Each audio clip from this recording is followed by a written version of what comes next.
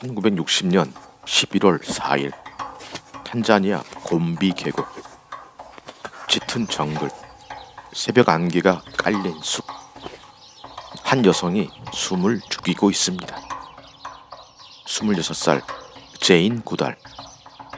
망원경을 든 채 떨리는 손으로 노트를 펼칩니다. 그 순간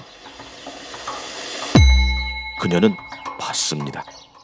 회색 수염을 가진 침팬지 한 마리. 그가 나뭇가지를 꺾습니다. 잎을 떼어냅니다.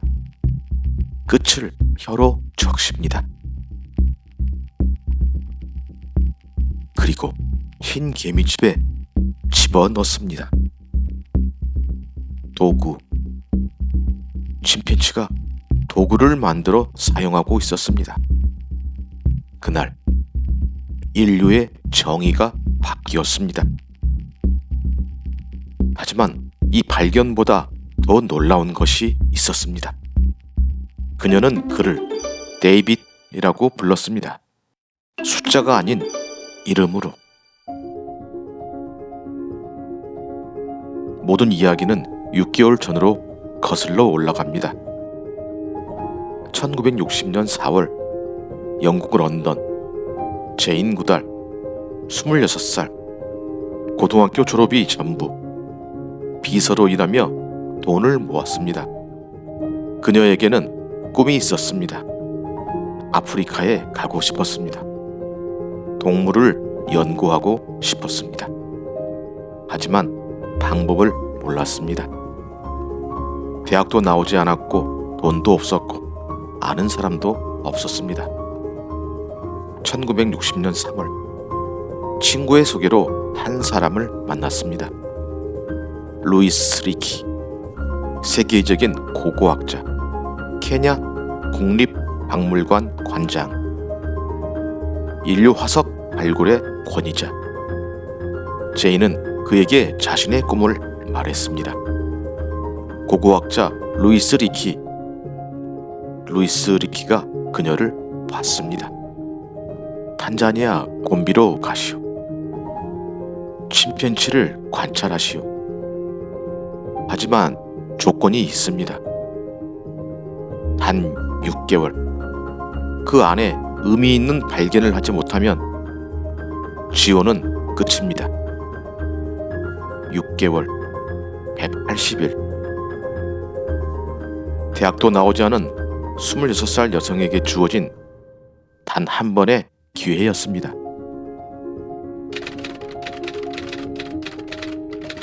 (1960년 7월 16일) 제인 구달이 곰비에 도착했습니다. 짙은 정글, 가파른 산, 끝없는 나무들. 그 어딘가에 침팬지들이 살고 있었습니다. 매일 새벽 5시 제인은 산을 올랐습니다. 하루 12시간 침팬지를 찾아 숲을 헤맸습니다. 하지만 침팬지들은 그녀를 받아주지 않았습니다. 500m 밖에서 발견하면 즉시 도망갔습니다. 나무 뒤에 숨으면 더 멀리 사라졌습니다. 시간은 흘렀습니다. 남은 시간은 60일. 아무런 발견도 없었습니다. 당시 전 세계 과학계에 철칙이 있었습니다. 동물원에서도 연구소에서도 실험실에서도 모든 곳에서 동물은 번호였습니다. C1, C2, C3. 감정을 배제하기 위해, 객관성을 유지하기 위해 번호를 불렀던 것입니다. 하지만 생각해 보십시오. 당신의 반려동물을 1번이라고 부른다면 이름도 사라지는 순간 존재도 사라집니다. 그것은 1960년 과학의 규칙이었습니다. 제인에게 침팬지들은 번호가 아니라 가족이었습니다. 제인도 알고 있었습니다. 자신이 대학도 나오지 않았다는 것, 이미 학계에서 의심받고 있다는 것, 만약 규칙을 어긴다면 단 한 번의 기회마저 잃게 됩니다. 1960년 10월 30일, 남은 시간 14일. 제이는 평소처럼 산을 올랐습니다. 새벽 5시. 안개가 자욱한 숲, 조용했습니다. 새소리만 들렸습니다. 그때 30m 앞 나무 아래 한 마리의 침팬지. 회색 수염. 제이는 숨을 멈췄습니다. 망원경을 들었습니다. 노트를 펼쳤습니다. 나이 추정 15에서 20세. 성별 수컷. 특징 턱 수염이 회색. 그리고 그 침팬지는 도망가지 않았습니다. 제인을 바라봤습니다. 5분, 10분, 15분. 100일 만에 처음이었습니다. 제인은 조심스럽게 노트에 적었습니다. 길이 17. 아니, 펜을 다시 들었습니다. 데이빗 그레이비어드. 회색 수염의 데이빗. 그녀가 붙인 첫 번째 이름이었습니다. 제이는 알고 있었습니다. 이것이 규칙을 어기는 것이라는 걸. 단 하나의 기회를 잃을 수도 있다는 걸. 하지만 그녀는 선택했습니다. 저 존재는 C17이 아니었습니다. 회색 수염을 가진 조심스럽지만 호기심 많은 특별한 존재였습니다. 그를 숫자로 부를 수 없었습니다. 다음 날 또 다른 침팬지가 나타났습니다. 플로, 나이든 암컷, 새끼를 돌보는 어미. 그 다음 날 피피, 장난기 많은 어린 수컷. 골리앗, 무리의 우두머리. 미스터 맥그리거, 골리앗의 라이벌.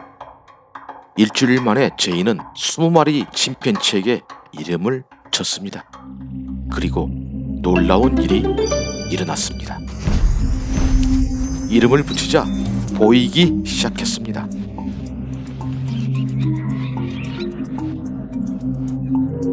데이비드는 신중했습니다. 플로는 인내심이 많았습니다.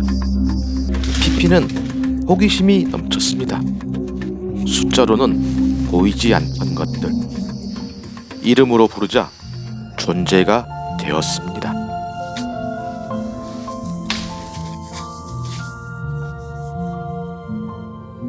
(1960년 11월 4일) 남은 시간 9일. 제이는 평소처럼 데이비드를 관찰하고 있었습니다. 그가 흰 개미집 앞에 앉았습니다. 주변을 둘러봤습니다. 그리고 나뭇가지를 꺾었습니다.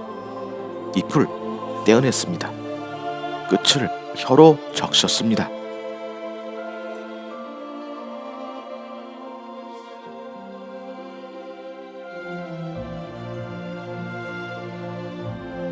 흰 개미집에 집어 넣었습니다. 제이는 펜을 떨어뜨렸습니다. 손이 떨렸습니다.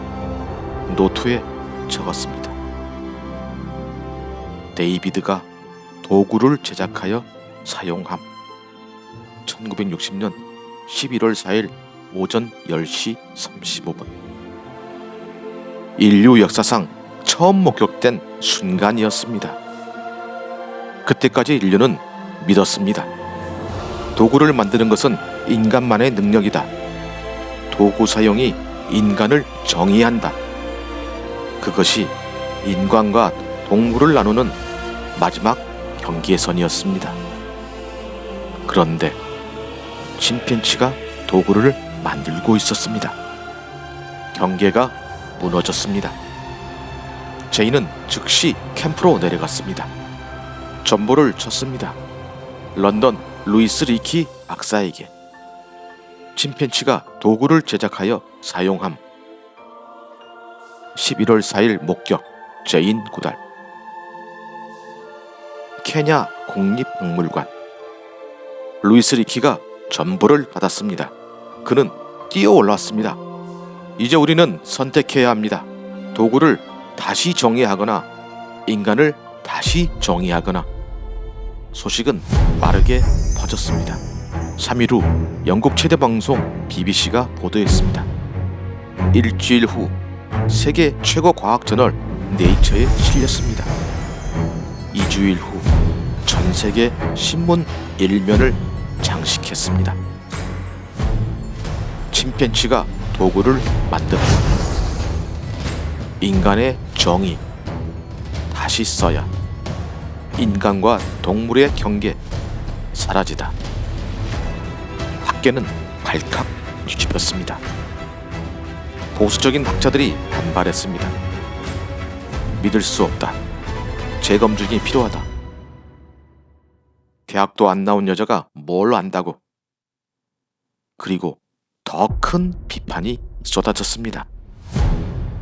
그녀는 침팬치에게 이름을 붙였다. 감정을 투영했다. 비과학적이다. 제인 구달은 학계의 적이 되었습니다. 5년이 흘렀습니다. 1965년 제인은 여전히 곤비에 있었습니다. 논란에도 불구하고 비판에도 불구하고 그녀는 멈추지 않았습니다. 데이비드를 계속 관찰했습니다. 플로를 기록했습니다. 깊이를 연구했습니다.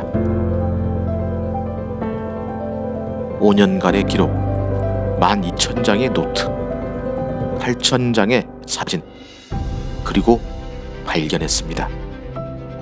침팬치는 가족을 이룹니다. 서로를 위로합니다. 죽음을 애도합니다. 전쟁을 합니다. 평화를 만듭니다. 인간과 다르지 않았습니다. 제인이 데이빗 옆에 앉았습니다. 손에 바나나를 쥐고. 데이빗이 다가왔습니다. 조심스럽게 천천히. 그가 손을 뻗었습니다. 제인의 손 위에 자신의 손을 올렸습니다.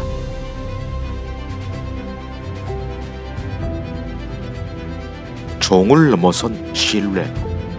인간과 침팬치. 제인과 데이빗.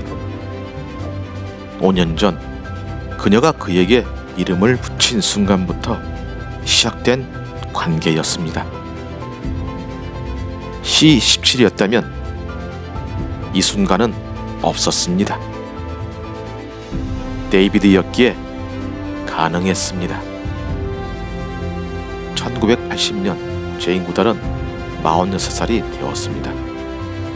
20년간 곤비에서 30편의 논문, 5권의 책, 세계적인 영장류학자가 되었습니다. 그녀를 비난하던 학자들, 이제 그녀의 연구를 인용합니다. 이름 붙이기는 더 이상 금기가 아니었습니다. 동물 행동학의 새로운 방법론이 되었습니다. 전 세계 연구자들이 따랐습니다. 동물원이 바뀌었습니다. 교과서가 다시 쓰였습니다. 데이빗 그레이비어드 1945년 추정 출생 1960년 10월 30일 첫 만남 1980년 6월 사망 나의 스승 나의 친구 C17이 아니었습니다. 데이빗이었습니다. 그를 이름으로 불렀기에 우리는 그를 기억합니다. Think what you'd like to do when you grow up. And maybe people will say, well, you'll never do that. That's what people said to me. They said, Jane, you'll never get to Africa. How can you do that? And you've got a choice. You can either go to bed at the end of a day, think about what you've done, and feel kind of good because you've done things that make